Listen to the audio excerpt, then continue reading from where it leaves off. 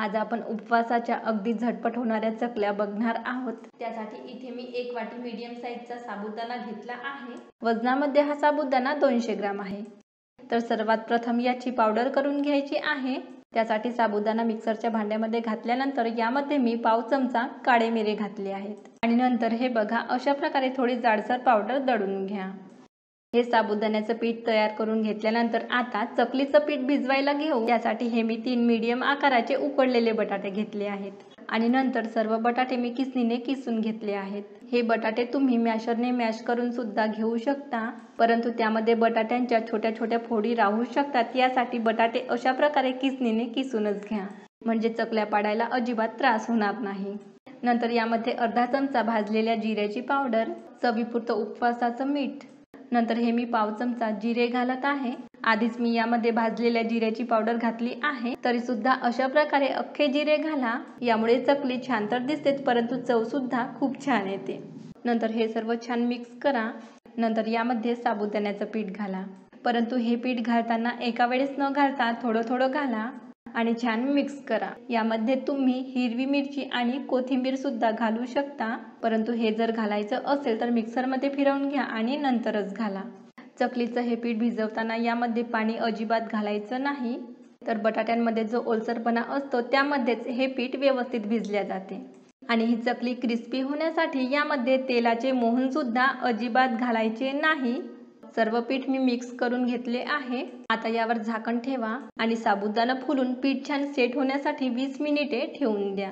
20 मिनिटानंतर साबुदाणा फुलल्याने पीठ थोडे घट्ट होते। यासाठी 5 ते 7 मिनिटे पीठाला छान मळून थोडं मऊसर करून घ्या। परंतु हे पीठ मळून घेताना सुद्धा पाणी किंवा तेलाचा वापर अजिबात करायचा नाही। तर अशा प्रकारे पीठ छान मळून घेतल्यानंतर तुम्ही बघू शकता पीठ छान मऊसर झाले आहे। यापासून तुम्हाला लगेच चकल्या बनवायच्या नसतील तर हे पीठ तुम्ही फ्रीजमध्ये स्टोअर करून ठेवा। फ्रीजमध्ये हे पीठ बरेच दिवसपर्यंत छान टिकते आणि कधीही यापासून चकल्या बनवून घ्या।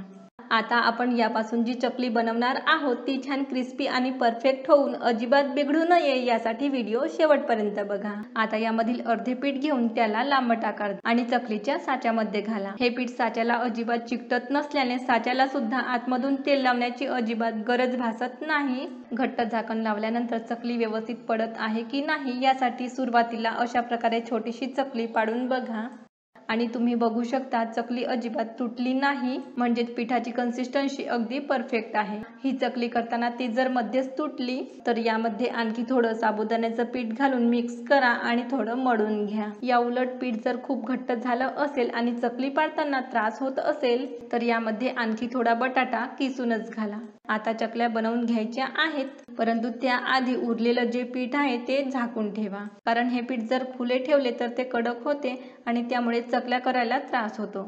चकली करताना पहिले आणि शेवटचे टोक चिकटवून घ्या, म्हणजे तेलामध्ये तळताना ती सुटत नाही। आणि चकलीचा साचा खूप उंचावर पकडू नका, जास्त उंचावर पकडल्यास चकल्या करताना त्या तुटू शकतात। तुम्हाला दाखवण्यासाठी मी साचा उंचावर पकडला आहे। आणि जर तुम्हाला सर्व पिठापासून एका वेळेस चकल्या बनवून ठेवायच्या असतील तर अशा प्रकारे एका कापडाने झाकून ठेवा, म्हणजे तेलामध्ये तळताना त्या तुटणार नाहीत। चकल्या तळण्यासाठी मीडियम गॅसवर तेल गरम करा। नंतर अशा प्रकारे झाऱ्याच्या मदतीने चकली तेलात सोडा, परंतु चकल्या तेलामध्ये घालण्याच्या आधी गॅसची फ्लेम स्लो करा। तेलामध्ये एक चकली घातल्यानंतर दुसरी चकली लगेच घालायची नाही, कारण साबुदाणा असल्याने लगेच दुसरी चकली घातली तर ती पहिल्या चकलीला चिकटते। यासाठी 10 ते 15 सेकंदाच्या अंतराने दुसरी चकली तेलात सोडा। तुम्हाला जमत असल्यास हाताने सुद्धा ह्या चकल्या तेलामध्ये सोडू शकता। एका वेळेस खूप जास्त चकल्या तळायच्या नाही, तर तुम्ही बघू शकता इथे मी फक्त 4 चकल्या घातल्या आहेत। चकल्या घातल्यानंतर गॅसची फ्लेम लो टू मीडियम करा आणि थोडा रंग बदलल्यानंतर पलटून घ्या आणि लो टू मीडियम फ्लेमवरच दोन्ही बाजूने आलटून पालटून छान सोनेरी रंग येईपर्यंत तळून घ्या। चकल्या छान क्रिस्पी होतात, परंतु ह्या चकल्या आतपर्यंत व्यवस्थित तळल्या जाव्यात यासाठी थोडं लक्षात घ्या।